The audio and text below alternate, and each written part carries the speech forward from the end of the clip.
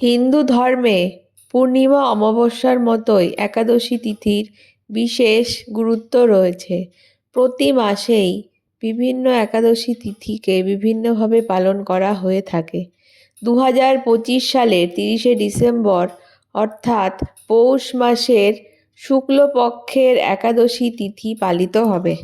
1432 সালের 14ই পৌষ এই একাদশী তিথি পালন করা হবে। এই একাদশী তিথিকে পৌষ পুত্রদা একাদশীও বলা হয়।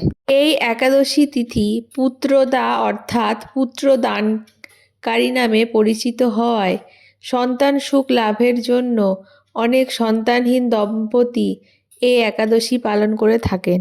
এই একাদশী তিথির দিন আপনারা ভগবান বিষ্ণুর বিশেষ পূজা করতে পারেন এবং তার ব্রত পালনের মাধ্যমে পুণ্য লাভ করতে পারেন। পঞ্জিকা মতে এই একাদশী তিথি শুরু হবে 30শে ডিসেম্বর 2025 সালের সকাল 7:50 থেকে এবং সেটি সম্পন্ন হবে পরের দিন অর্থাৎ 31শে ডিসেম্বর ভোর 5টার সময়।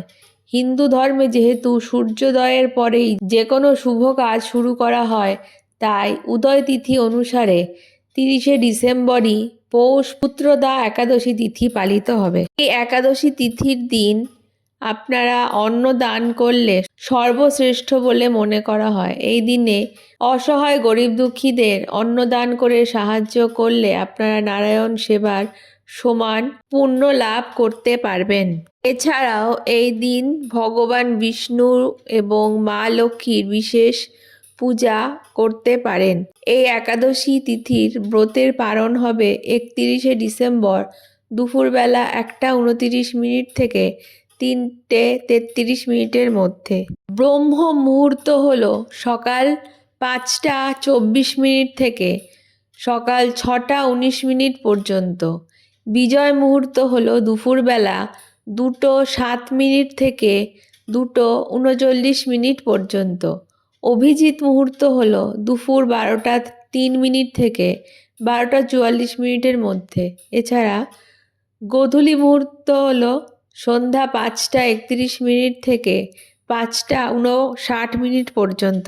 অন্যান্য একাদশীর মতোই এই একাদশী তিথিতে আপনারা উপবাস করে একাদশীর ব্রত পালন করতে পারেন এবং ভগবান বিষ্ণুকে আরাধনা করতে পারেন।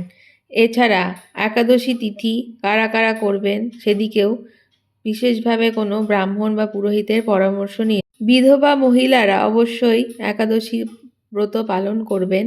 আর সধবা মহিলারা একাদশী করার আগে অবশ্যই বিশিষ্ট অভিজ্ঞ ব্যক্তির পরামর্শ নিয়ে তবেই করবেন, না হলে আপনাদের সংসারে অমঙ্গল হতে পারে। একাদশী তিথি পালনের নিয়ম এবং উপোসে কী কী খাওয়া যায়, কী কী করতে পারেন তা আমাদের চ্যানেলে উপলব্ধ আছে, সেটি আমরা ডেসক্রিপশানে লিঙ্ক হিসেবে দিয়ে দেবো। এরকম আরও ভিডিও পেতে আমাদের চ্যানেলটিকে অবশ্যই সাবস্ক্রাইব করে দেবেন। ধন্যবাদ।